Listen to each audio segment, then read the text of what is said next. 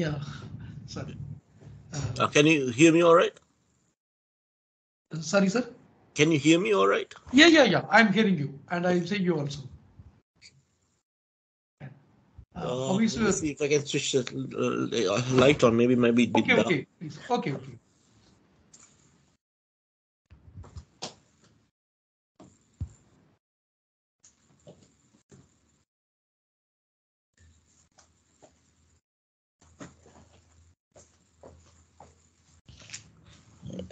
Yeah, it's much better.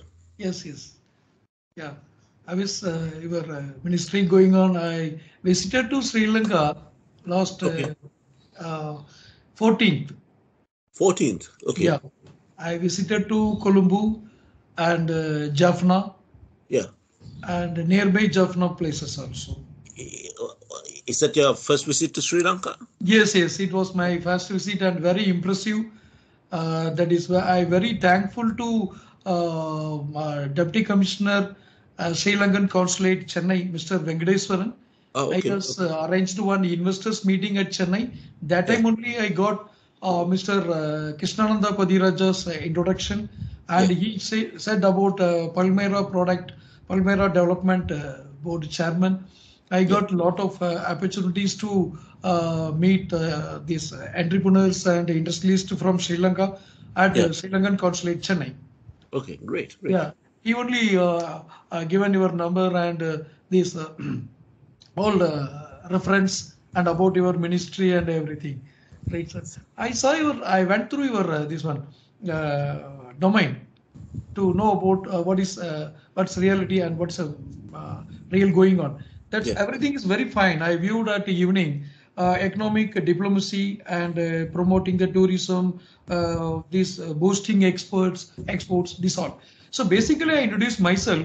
I'm doing a journal, the Tamilagam Times YouTube channel. Okay. Journalist. And apart from that, I'm doing business. Okay. Especially the petroleum products. Okay. Lubricants and other things, right? Yeah. So I met some food product DP Global and food product manufacturers at Sri Lanka. Yeah. Invited by that company. Yeah. I came there, right? So from airport, Sri Lankan Colombo airport to till my destination, I gone through everywhere. Means I interviewed the local drivers and local people.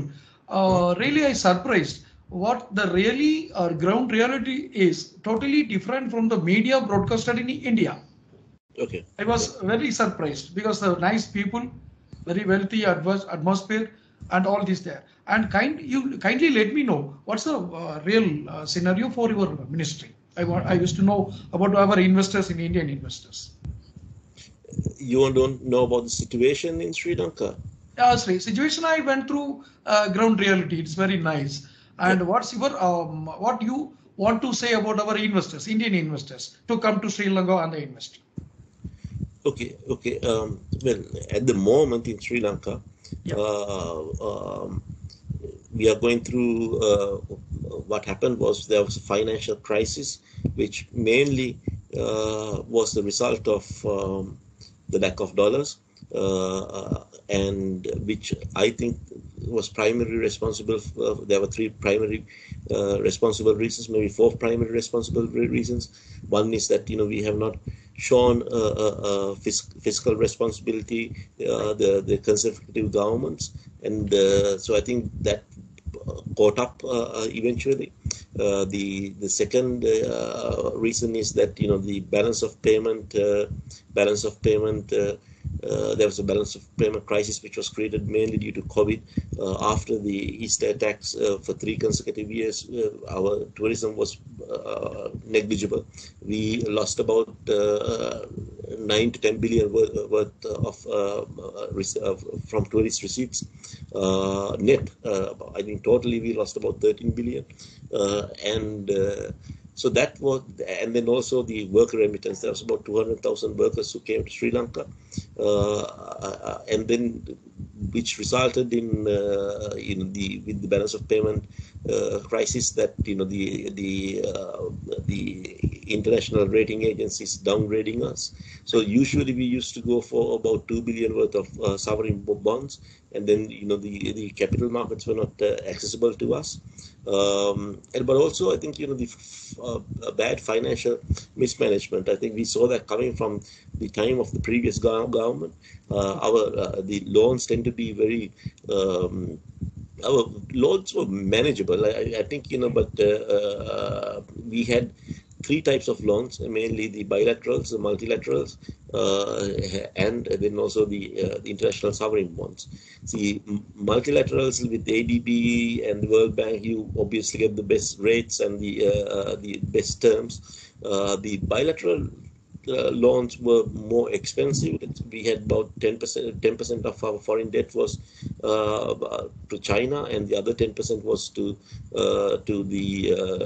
before the crisis. Other 10% was to Japan, and then about 48% were the international sovereign bonds. Okay, so then roughly the other 30% were the multilaterals, so the ADB loans and the other donors. So when we during the previous government, that the international sovereign bonds was increased from 5 billion to 17.5 billion. And the rates were quite high, about 8%, 7-8%, which we had to pay, and so that was also another reason.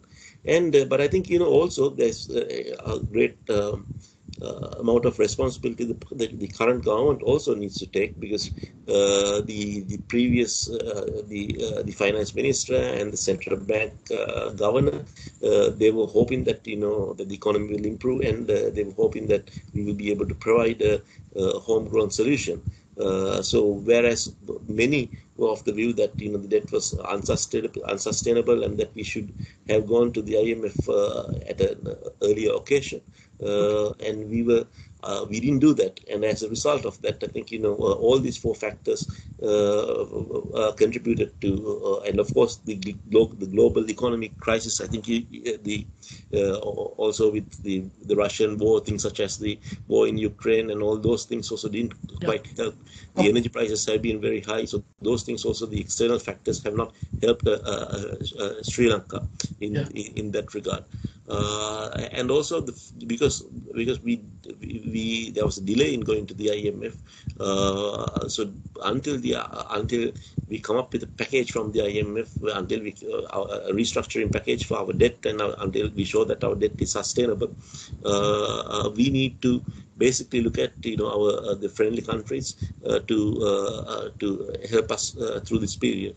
And in that regard, India has stepped up and been magnanimous as a very strong neighbor, and they have helped us, and they have stated that they will continue to help us. I think that also goes to show the strength in the Sri Lanka's and India's relationship at this juncture.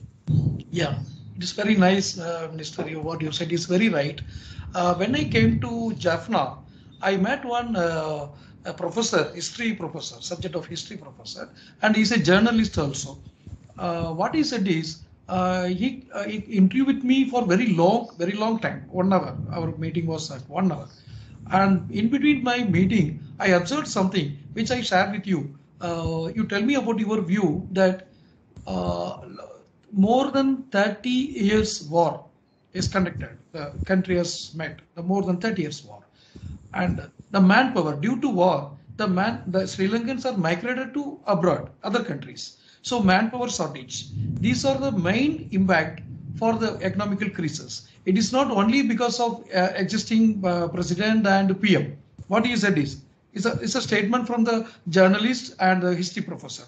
What about your view about that? Well, I'll have to go dig more into it. If there's a manpower shortage, yes, there are certain manpower shortages in certain areas, but then we shouldn't be having unemployment in Sri Lanka, right? Okay. But I think what he probably meant was the brain drain. What I would think is that what he probably meant was that the talented people in Sri Lanka have gone overseas for greener pastures, and we see and we hear them doing remarkably well in other countries. Okay. Yes, so I do agree with him. I do agree with him to that extent. But we also need to it doesn't the way I see it, that the people who are in Sri Lanka, I don't think they're less talented, but what I would think is that now, let's say, if some of the people who are doing exceedingly well in other countries, I understand there was a lady, she's the Sri Lankan in Australia, Sri Lankan origin. She's in Australia. She's the highest paid CEO in Australia. For a public company, and but then you need to ask the question: if she had remained in Sri Lanka, would she have risen to those heights? And the answer, I would think, is yes. Of course, I'm not trying to take anything away from her and her brilliance, but also for people, the Sri Lankans, when they go to other countries, and for them to succeed, is that those countries have better institutions in place, and that is something which we need to do. We need to ensure that there will be opportunity for everybody in Sri Lanka. Okay, that's right. That's right. And what you like to say about Indian investors? Which are the segments, is potential segments to invest in Sri Lanka? Well, I think irrespective of the economic issues which we have in Sri Lanka, there's a lot of interest in Sri Lanka, and India has been a very large investor in Sri Lanka. I would think there are certain areas which we can work very closely together. One, there are 5 trust areas which Sri Lanka is looking at, and I think in all of those areas, India is involved in some way or the other. The logistics, I think, will have a natural growth, because 87% of all the cargo, the containers which come to Sri Lanka are transshipments, and most of them end up in India. So the India and Sri Lanka are now the Advani Group. They are going to invest in the Colombo port, the West Terminal, which is about 700-800 million investment. So certainly the logistics would be a very interesting area, given that even if you look at the Hambantota Harbour, it's a deep sea harbour. The ships which are getting bigger and bigger now. The Triple E class ships can dock in these ports. So this is one area. I think the ICT sector and technology sector is also another area. HDL came to Sri Lanka. They wanted to start with I think like 500 people, and then now they want to expand to 5,000 people. If you look at the salaries of let's say of a software engineer, and one in Bangalore and in Sri Lanka, the Sri Lankan probably cost about 75% the 75% of the cost of a software engineer in Bangalore. Now it's probably even more cheaper, and the aptitude is also quite similar. And we do have a lot of IT companies which do this niche market. We don't have the numbers such as big companies such as HCL, where they have about 100,000 people working for them. But I know there's another one of the largest Indian ITC companies is also now looking at operating in Sri Lanka. So I think definitely, and when it comes to I think IT industry, I don't think it's just I don't think it's just India. I think we need to, all the South Asian countries need to work together. If you look at Bangladesh, you have 500,000 freelancers. Yeah, so we need to make sure that the freelancers in India, freelancers in Sri Lanka, they are given that the movement of mobility, and they can work anywhere else they want to work. Yes. And so the ITC is also another interesting area. And then we have pharmaceuticals. So we have set up 3 pharmaceutical companies. spend about 800 million on pharmaceuticals every year, and it'll probably in 2 or 3 years' time it'll be a billion dollar industry.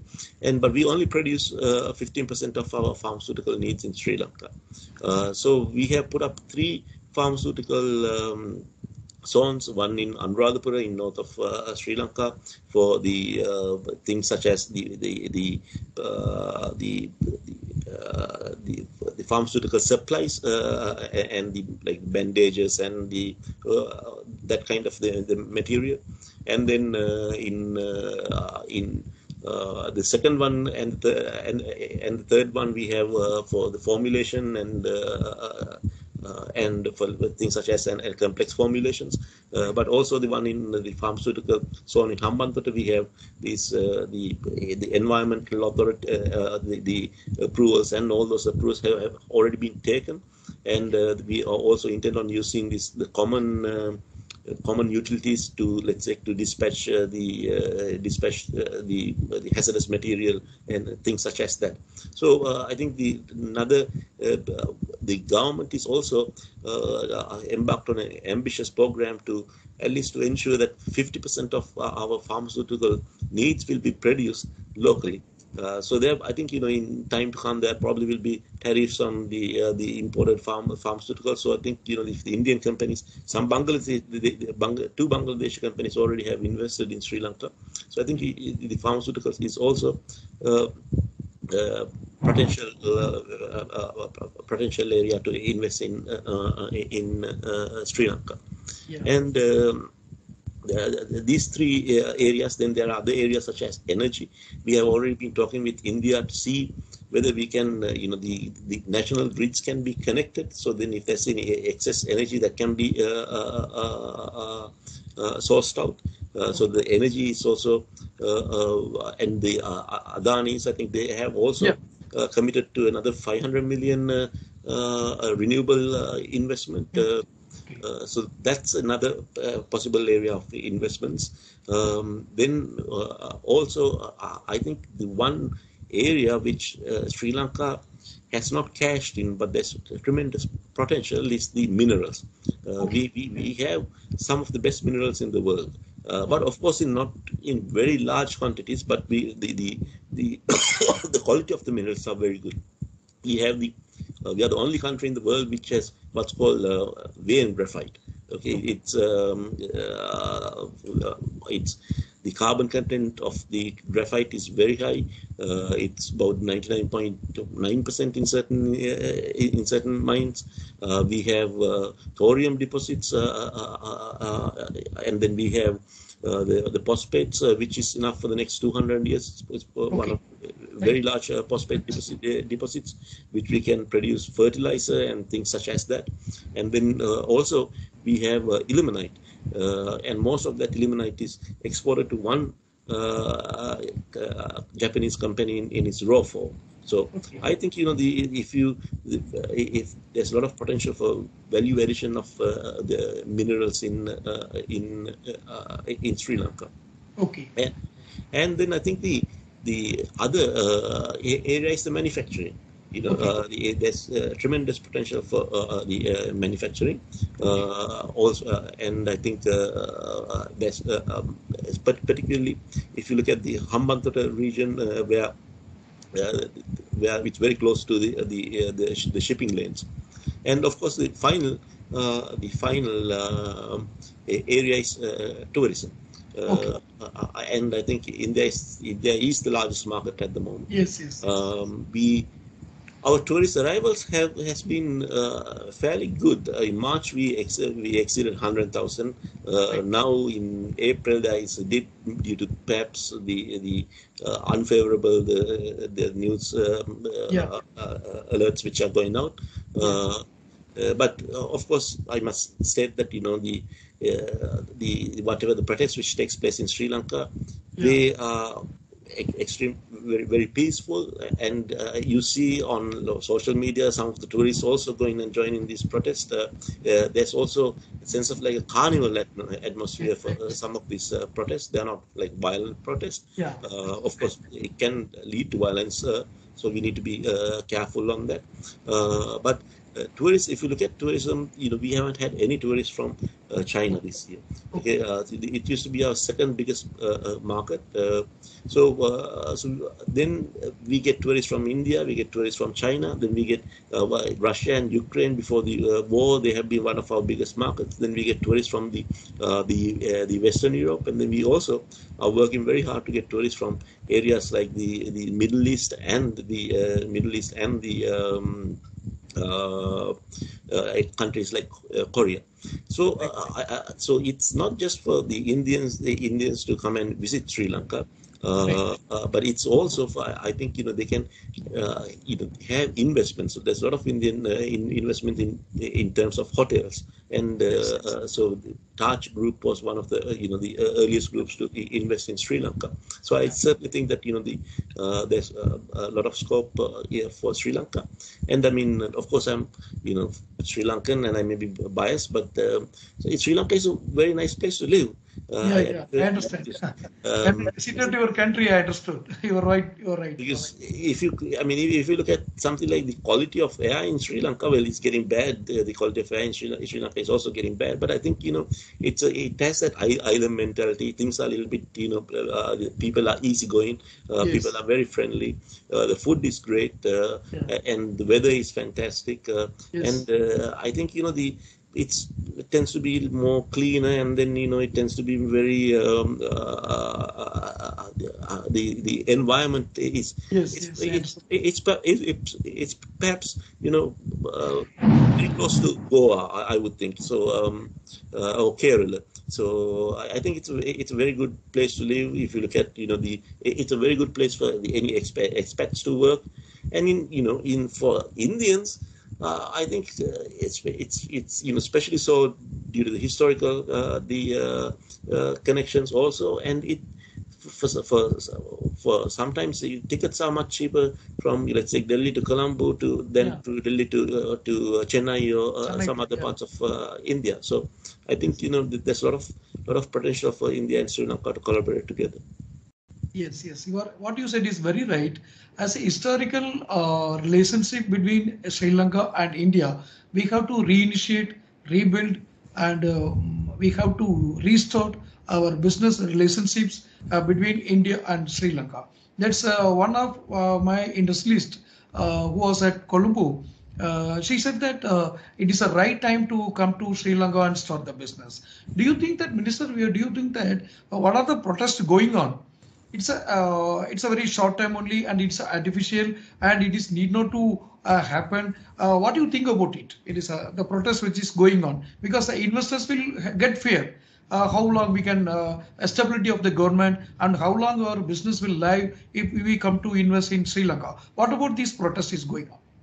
Yeah, as I mentioned, the protest tends to be extremely peaceful, but the protest is mainly due to the shortages of gas and the electricity and fuel. If you look at in some areas, such as in Colombo, there are apartments which are about 20 stories, and these apartments has about 1,500 people living in them, and it's impossible especially in April, March in Sri Lanka to live in an apartment without electricity, and then the residents cannot use firewood for cooking. So there was a lot of frustration.